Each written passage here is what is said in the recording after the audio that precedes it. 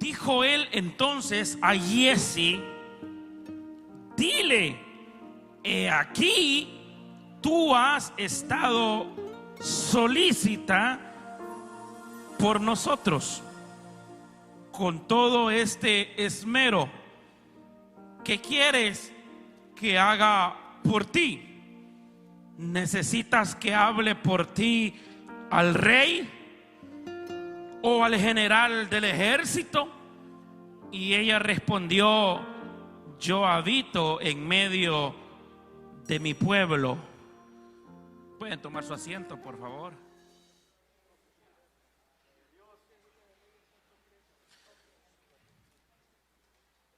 Esta mañana me correspondió predicar en el servicio de las 10 de la mañana y hablaba con respecto a Eliseo y la viuda, de cómo Dios hace un milagro extraordinario de multiplicación del aceite, ya que había una terrible escasez y Dios tiene que hacer allí entonces un milagro de multiplicación para esta mujer.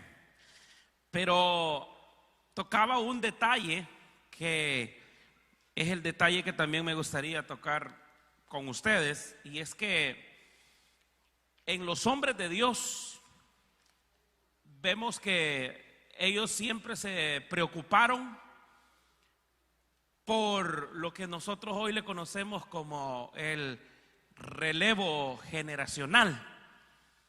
Ellos siempre se preocuparon por quién va a tomar el lugar cuando nosotros ya no estemos. Más bien, los hombres de Dios se preocuparon quién habría de tomar el lugar de ellos cuando su ministerio ya haya terminado en la tierra y que el Señor los llame. ¿Quién iba a tomar su lugar? Y es que siempre los grandes hombres de Dios en la Biblia que encontramos siempre tuvieron a alguien que le iban a delegar esa responsabilidad para que el ministerio no terminara así totalmente, sino que siempre hubiera alguien encargado de continuar la labor del ministerio. Por ejemplo, eso sucedió con Moisés. Moisés cumplió una función importantísima en su momento, pero llegó el momento cuando ya Dios determinó que terminaron sus días sobre la tierra, y dice la Biblia que Moisés murió lleno de vida. Es decir, murió porque tenía que morirse, por la edad, porque ya Dios había determinado sus días, porque los días nuestros están contados por Dios. Entonces nosotros no nos vamos a morir cuando un médico diga, nos vamos a morir cuando Dios decida que nos vamos a morir, porque nuestra vida está en las manos de Dios. Pero cuando le tocó morir a Moisés, ya tenía preparado a Josué. Josué era el servidor de Moisés, y dice la Biblia que no se separaba de él, andaba aprendiendo de él para que cuando Moisés ya no estuviese, entonces Josué iba a ser el responsable de llevar adelante la responsabilidad. Y eso fue las palabras que Dios le dice Dios a Josué: mi siervo Moisés ha muerto, ahora levántate tú, porque tú serás el encargado de llevar a este pueblo hacia adelante. Y eso fue lo que vimos que sucedió. Pero porque Moisés se tomó el tiempo de preparar a un Josué. Y ese ejemplo usted lo puede ver, por ejemplo, en los profetas. A menudo tenían esa costumbre ellos de que siempre tenían a un siervo, siempre tenían a alguien que lo andaban preparando para continuar la obra. En el caso de Elías, buscó a un Eliseo. Y Eliseo, usted conoce la historia del llamamiento de Eliseo y de cómo Elías le dice: si tú logras ver cuando el Señor me lleve, tú recibirás bendición. Y Eliseo le dijo: yo lo que quiero es una doble porción de tu espíritu. O sea, yo no me conformo solamente conseguir, yo quiero una doble porción de tu espíritu. Qué tremendo eso, hermano. Eliseo quería hacer una obra más extraordinaria que Elías. Claro, no por jactancia, sino por hacer la obra de Dios de una manera más excelente. Cristo dijo unas palabras: mayores cosas de las que yo hice harán ustedes, les dijo a sus discípulos. Lo que quiere decir es que la idea del Señor es que nosotros vayamos graduando, avanzando, creciendo, y que no nos quedemos enanos espiritualmente hablando, que no nos quedemos en primer grado, que no seamos de aquellos niños que nunca pasa de primer grado, ¿verdad? Hermano, ¿y cuántos versículos se sabe usted? San Juan 3:16, hermano. Y ya no pasó de San Juan 3:16, pues. No, Dios quiere que nosotros vayamos creciendo, avanzando. Y usted conoce la historia, cómo Dios se llevó en un carro de fuego a Elías. Y Eliseo se queda viendo, ¿a qué horas me viene la bendición?, decía. Cuando de repente mira el manto de Elías que venía para abajo. Este lo agarro yo, dijo.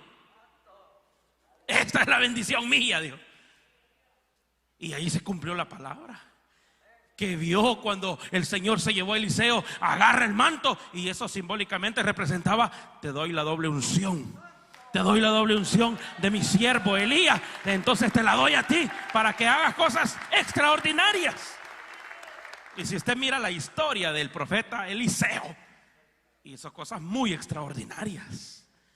Pero lo que quiero señalar es que siempre hubo alguien que estaba dispuesto a seguir al hombre de Dios para que continuara. Y el hombre de Dios se encargaba de siempre preparar, capacitar a alguien. Y más adelante podemos ver a Eliseo cómo elige a Giezi. Y a ese Giezi lo andaba enseñando, así como Elías le enseñó a Eliseo. Ahora Eliseo le estaba enseñando a Giezi. ¿Para qué? Para que cuando Eliseo ya no estuviera, Giezi siguiera el camino. O sea, siempre el Señor Jesús, ¿qué hizo el Señor Jesús? Escogió a sus 12, y a esos 12 discípulos, con ellos comía, con ellos dormía, a ellos les enseñaba todo, porque los quería capacitar. ¿Para qué? Para que cuando el Señor Jesús ya no estuviera en esta tierra físicamente, los discípulos fueran los encargados de expandir el evangelio por todo el mundo. Y fruto de eso es que estamos hoy aquí nosotros, porque hubo alguien que se tomó el tiempo de enseñarnos, de capacitarnos, de prepararnos, y ahora estamos aquí como resultado de eso.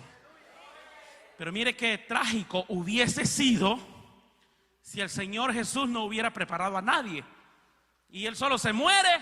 Vaya, se terminó el evangelio porque Jesús ya murió. Pero no, el evangelio de Cristo sigue con potencia por todo el mundo, porque hay miles de discípulos encargados de expandir la palabra, de llevar la palabra a toda criatura, a todo el mundo, literalmente. Pero esa responsabilidad la tenemos nosotros también. Por eso es que usted ve en el sistema celular está el líder, pero el líder tiene ¿quién? Que no son de Lelín ustedes. El líder tiene un asistente. ¿Por qué tiene un asistente? Porque cuando el líder multiplique su célula, o cuando el líder se mude para otra ciudad, o se vaya para su país, esa célula no quede desatendida, sino que ahí queda un asistente, que ese va a llegar a convertirse en el líder. Por los asistentes que están aquí, no se han dado cuenta, la idea es que usted llegue a ser líder pronto. Ese es el sistema, que el líder prepara a otro líder. ¿Eso para qué? Para que la obra siga hacia adelante.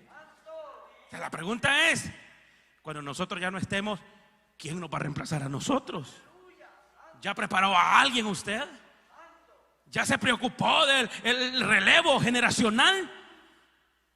Que la generación que vaya a venir después de nosotros siga haciendo la obra de Dios. ¿O estamos capacitando mareros nada más? ¿Qué es lo que está capacitando usted? Porque algo tiene que estar capacitando. No, Dios lo que quiere es que hagamos siervos de Dios, siervas de Dios, capaces de seguir guardando los principios del evangelio, de la palabra, hacia adelante, para que cuando ya no estemos, alguien tome el lugar de nosotros.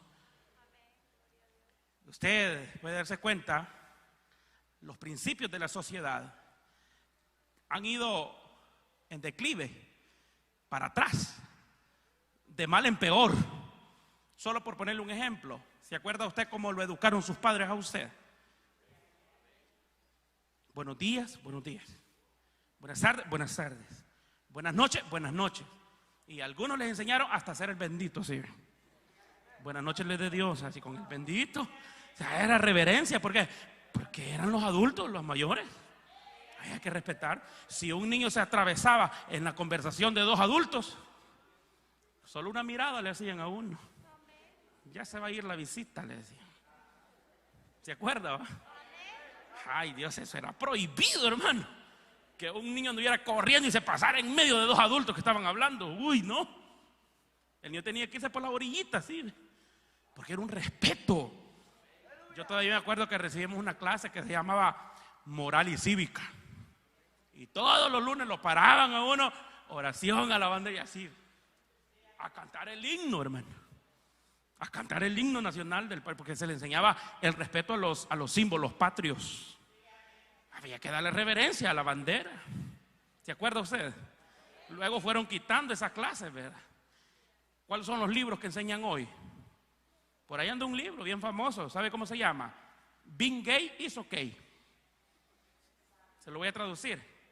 Ser gay, ser homosexual está bien. Y ponen a dos hombres con un niño. O sea, en la mente del niño le van metiendo que eso está correcto.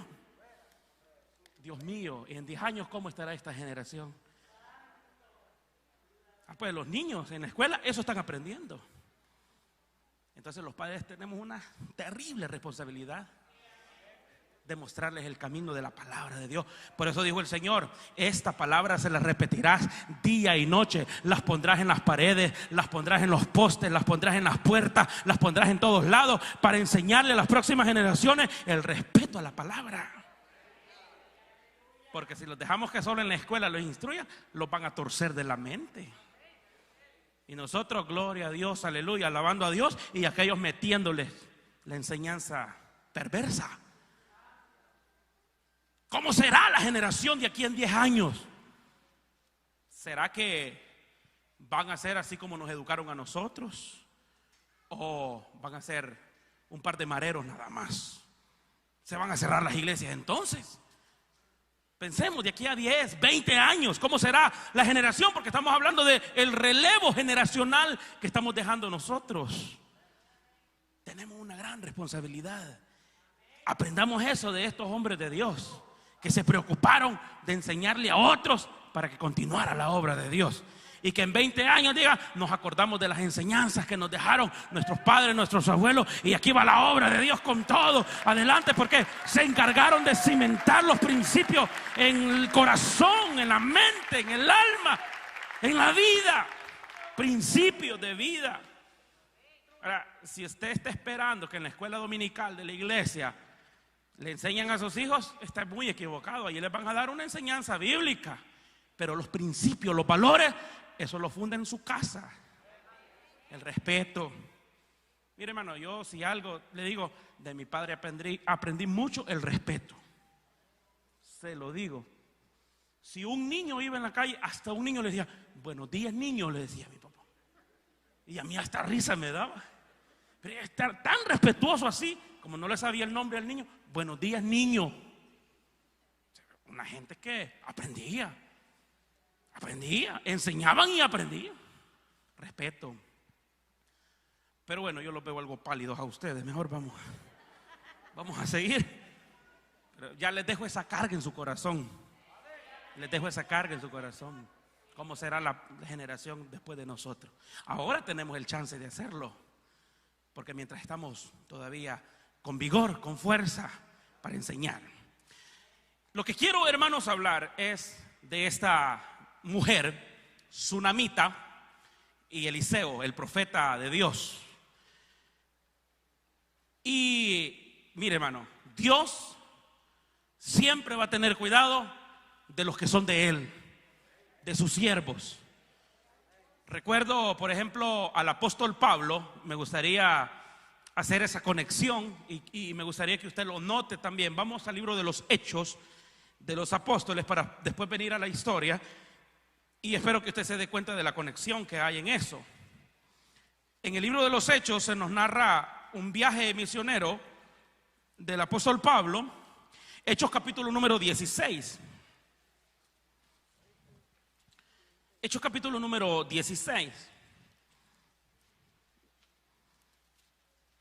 El verso que me gustaría leer sería el verso número 6. Dice que los hombres de Dios siempre que se movían era porque Dios les decía que se movieran. No hacían nada porque a ellos se les ocurrió.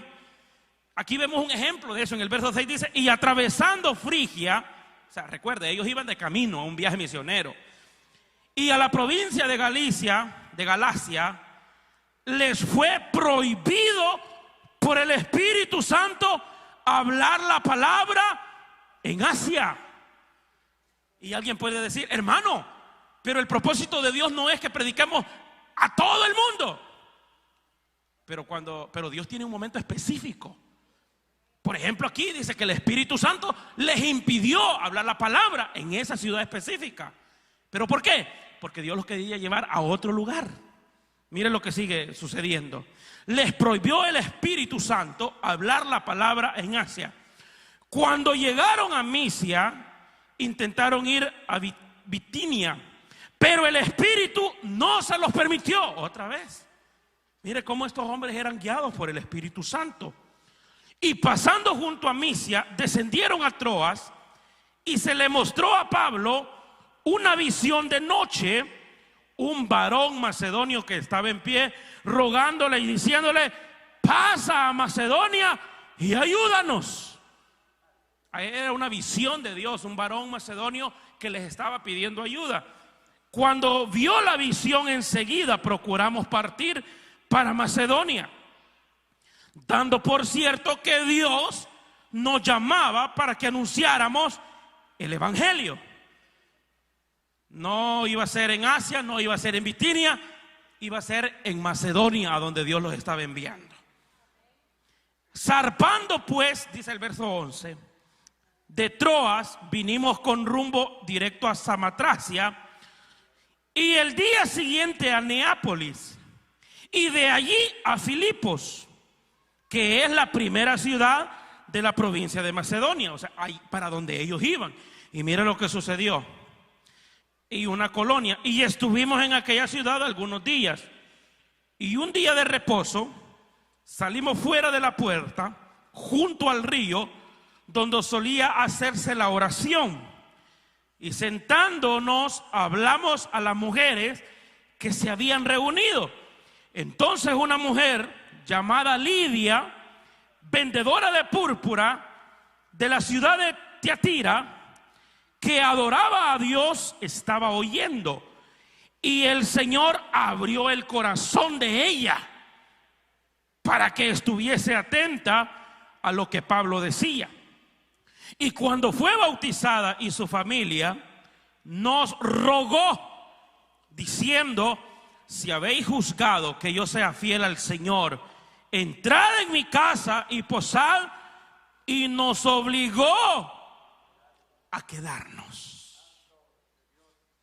Esta mujer era una mujer importante a causa del trabajo que ella tenía, porque vendía púrpura.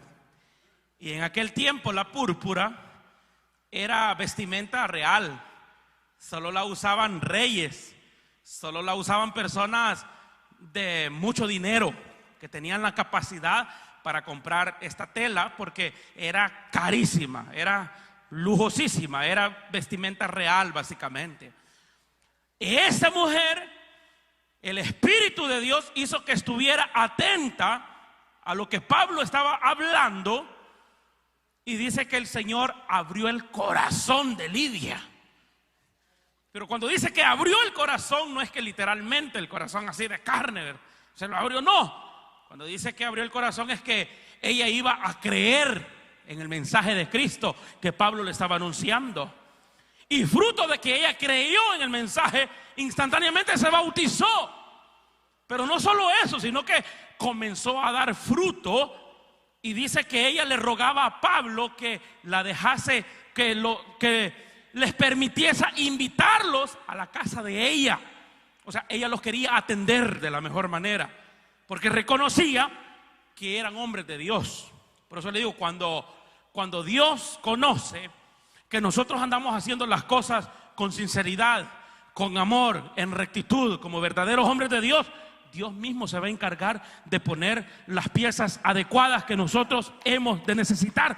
Dios mismo se va a encargar de abrir puertas que Él tenga que abrir. Dios mismo se va a encargar de proveer los recursos que Él tenga que proveer. No vamos a tener que nosotros andar en la rebúsqueda, como decimos normalmente. Dios va a poner las piezas adecuadas en el momento indicado. Esta mujer se convirtió en una gran ayuda para Pablo. ¿Por qué quise leer de esta mujer Lidia? Porque en la porción que leímos en Segundo de Reyes, si usted vuelve conmigo para que vea la conexión, aquí se habla de una mujer de Sunem. Era una ciudad. De ahí viene el nombre Sunamita, porque era de Sunem. Aconteció también, dice el verso 8, que un día pasaba Eliseo por Sunem, y había ahí una mujer que dice que era importante. Cuando dice que era una mujer importante, es que era una mujer que tenía la capacidad de codearse con gente, como decimos comúnmente, de la alta sociedad. Una mujer que era reconocida entre su pueblo. Una mujer que tenía la capacidad hasta de hablar con el rey, de hablar con el general, con la gente más importante. Era una mujer importante, reconocida por su pueblo. Y dice lo que hacía esta mujer. Fíjese, esta mujer no sabía quién era Eliseo. Esta mujer no lo conocía. Esta mujer lo único que se fijaba es que Eliseo pasaba con cierta regularidad por donde ella vivía. Y dice el verso 8, aconteció también que un día pasaba Eliseo por Sunem, y había allí una mujer importante que le invitaba insistentemente a que comiese. Y cuando él pasaba por ahí, venía a la casa de ella a comer. Como le digo, Dios siempre tiene cuidado de sus siervos. No se necesita uno andar promoviendo. Dios sabe la necesidad que nosotros tenemos. Y cuando nosotros andamos, como le digo, caminando en el Señor, Dios se va a encargar de proveer los medios necesarios. Y va a usar a quien tenga que usar para proveer de los medios que nosotros necesitamos. Esta mujer se observaba a Eliseo, no lo conocía, no sabía quién era, pero yo creo que Dios ya le había puesto en el corazón a esa mujer que le hiciera bien a Eliseo. Ya Dios estaba trabajando en el corazón de esa mujer.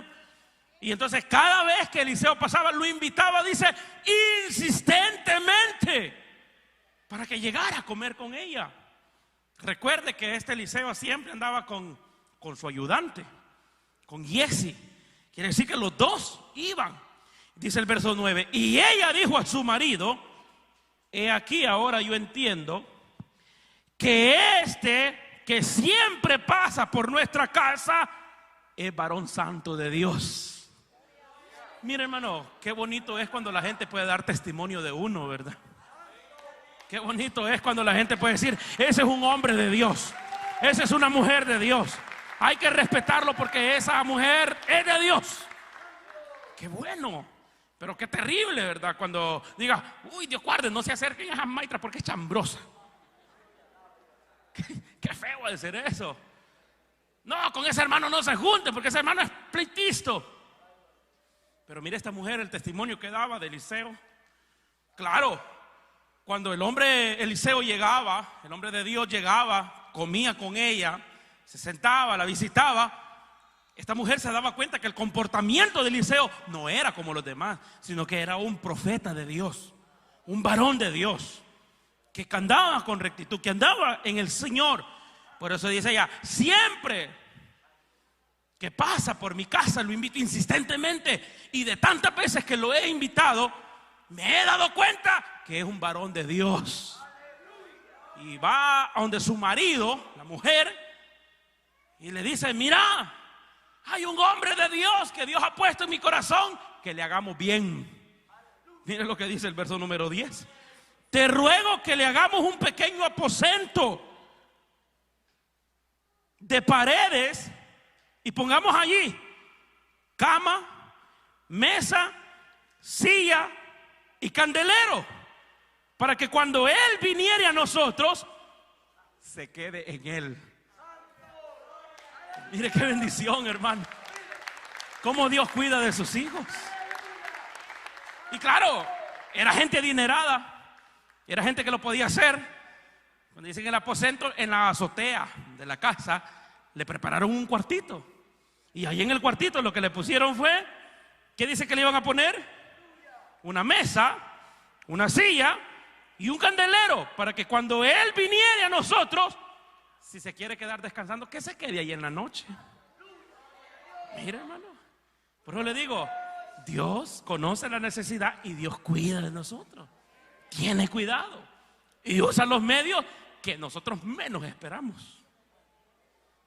¿Cuándo se creía Pablo que ahí donde lavaban las señoras la ropa, en un rillito, ahí se iba a encontrar a Lidia? Puede ver la conexión ahora, ¿verdad?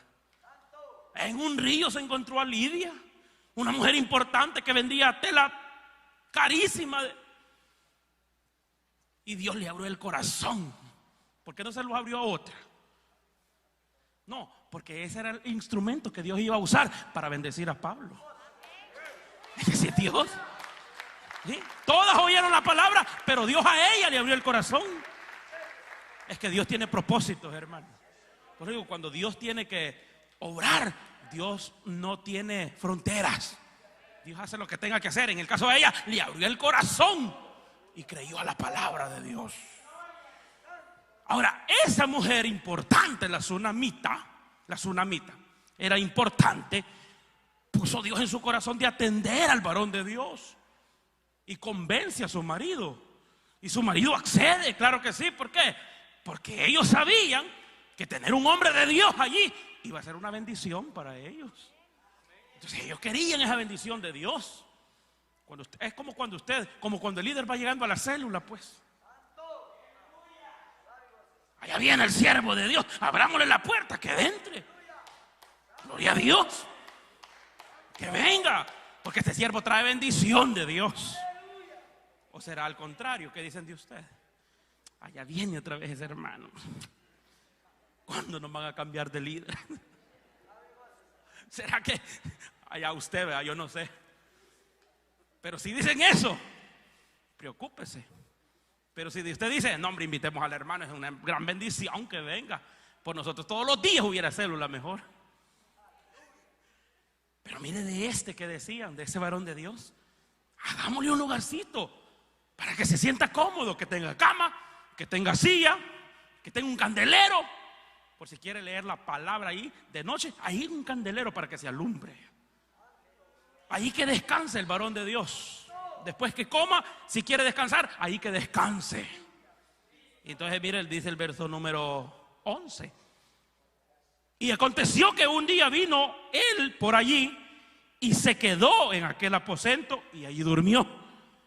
Pues sí, porque si Dios le abre puertas hay que aprovechar la bendición, hermano. Dice que antes yo tenía ese problema. Creo que ya se los he contado. Habían hermanos a veces que me llamaban, hermano, ¿qué talla es usted de saco? Me decían. Y yo con pena no se los quería dar. Porque dije, no, hombre, después van a decir que por ellos ando vestido yo. ¿Vea? No, yo no. Yo. Y le decía a mi esposa, fíjate que mi hermano me llamó y me preguntó. Y yo le dije que no sabía. Le digo, porque de verdad no sabía, le tenía que llamar a ella para preguntarle.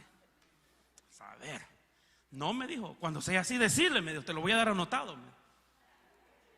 No les quites la bendición, me dijo. Porque si te bendicen a vos, después Dios los bendice a ellos. No les quites la bendición, que te bendigan.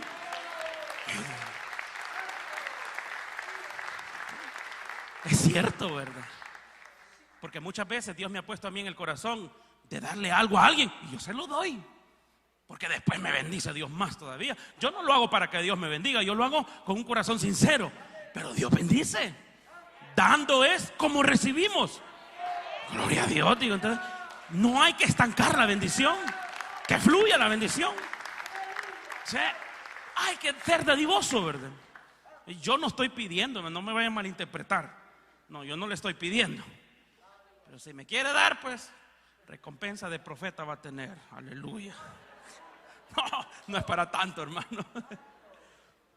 No, pero se lo digo como ejemplo. Entonces, vaya, este hombre dijo, bueno, si Dios les ha puesto a bendecir, entonces yo me voy a quedar aquí, digo. Y un día, dice el verso 11, iba por allí y se acordó que ahí tenía su hotelito, Ahí tenía su hotel ya. Y de gratis. Y ya le habían preparado una camita especial para él, una sillita especial para él, un candelero especial para él. Hasta las paredes le habían hecho especial para el siervo de Dios. Bueno, yo aquí me quedo, dijo. Y el verso 11 así lo dice. Un día iba pasando y se quedó allí y allí durmió. Mire el verso 12, dice, entonces dijo a Giezi, aquí está el ayudante, mire. Entonces dijo a Giezi su criado, llama a esta tsunamita. Y cuando la llamó, ella vino ella delante de él. Dijo él entonces a Giezi, dile, he aquí tú has estado solícita con nosotros. O sea, en otras palabras, te has portado muy bien. Has sido muy amable con nosotros. Te lo agradecemos mucho. Has sido muy solícita con nosotros. Con todo este esmero, ¿qué quieres que haga por ti? Una pregunta. Se lo está diciendo el varón de Dios. Hermano, ¿qué respondería usted? Pues esa petición que usted trajo hoy, eso mismo le dice Dios. No lo cree, pues. Y yo queriendo orar por un milagro por usted, imagínese. ¿Qué quieres que te haga? Una pregunta. Sí. Lo puede creer, hermano. Créalo. Si es que usted no vino por gusto a este culto. No, si usted vino para que Dios le hablara. Aquí le está haciendo una pregunta. ¿Qué quieres que haga por ti? Agárrelo para usted. ¿Qué quieres que haga por ti?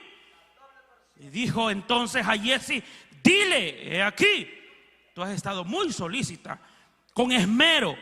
¿Qué quieres que haga por ti? ¿Necesitas que hable por ti al rey? Oiga, hermano, o al general del ejército. Claro, Eliseo no es que todos los días podía hablar con el rey, sino que como era un hombre de Dios, era un hombre respetado. Si él iba a buscar al rey, lo iba a encontrar y le iban a abrir la puerta, porque era el varón de Dios. Era respetado en aquel pueblo este hombre. ¿Quieres que hable al rey por ti o al general del ejército? Y ella le respondió, yo habito en medio de mi pueblo. ¿Sabe qué significa eso? De vez en cuando me echo un tecito con el general. Yo lo conozco, pues. Yo hablo con el general. Si yo quiero ir, yo puedo ir donde el rey. Soy importante, le estaba diciendo. Solo que se lo dijo humildemente. Yo habito en medio de mi pueblo. En otras palabras, le estaba diciendo, no tengo necesidad que hables por mí. Ellos me conocen. Ellos me conocen. Pero la pregunta es, ¿qué quieres que haga por ti? Y el verso 14, y él le dijo, ¿qué pues haremos por ella? Y Giezi respondió, he aquí que ella no tiene hijo y su marido es viejo. Ya le cuesta o le va a costar. ¿Y por qué le da risa, hermano? Pues ya estaba viejo, pues. Dijo entonces, llámala. Y él la llamó. Y mire, hermano, qué actitud de mujer. Que aunque era una mujer importante, que andaba en medio de su pueblo, que podía hablar con el rey, con el general, cuando la llamó Eliseo, mire lo que dice el verso 15, y él la llamó y ella se paró a la puerta. La casa era de ella. ¿Qué le costaba meterse al cuarto? Pero no, de respeto, se queda en la puerta hasta que él la invitara a entrar, aunque era casa de ella. Qué respeto, ¿verdad, hermano? se quedó en la puerta, no entró. Y el verso dice, y él le dijo, fíjese, ella no estaba pidiendo niños, porque para ella eso ya era imposible. O sea, ella había perdido la posibilidad. Ella nunca pidió niños. Si usted lee el párrafo, nunca pidió niños, nunca pidió un hijo. Ya su marido viejo, ella ya se había hecho a la idea que no iba a tener hijos. Pero cuando las cosas se vuelven difíciles, Dios es el Dios de lo imposible. Y Dios puede abrir la matriz. Y si usted ha estado esperando un hijo, hoy puede ser el día. Si usted lo cree, de aquí en un año la vamos a ver chineando. ¿Lo creen, hermano? Que se pongan las pilas las que quieren hijos, porque no por gusto trae Dios esta palabra, pues. Y anoten la fecha también, y van a saber que Dios habló. Sí, es que la palabra de Dios tiene poder. Cuando nosotros somos guiados por el Señor, no venimos a predicar aquí cualquier locura. No, si le pedimos al Señor dirección para ministrar al pueblo de Dios. Le dije, ¿qué quiere que haga? El que crea lo va a recibir. ¿Cuántos milagros hemos visto de parte de Dios, hermano? ¿Cómo no le puede dar un hijo? Dice el verso número 15, llámala. Y ella llegó a la puerta y él le dijo, el año que viene, por este tiempo, abrazarás un hijo. Y ella dijo, no, Señor mío, varón de Dios, no haga burla de tu sierva. Mas la mujer concibió y dio a luz un hijo el año siguiente, en el tiempo que Eliseo le había dicho. Ese es nuestro Dios, hermano. Ya cuando los métodos humanos han fallado, Dios es un Dios sobrenatural.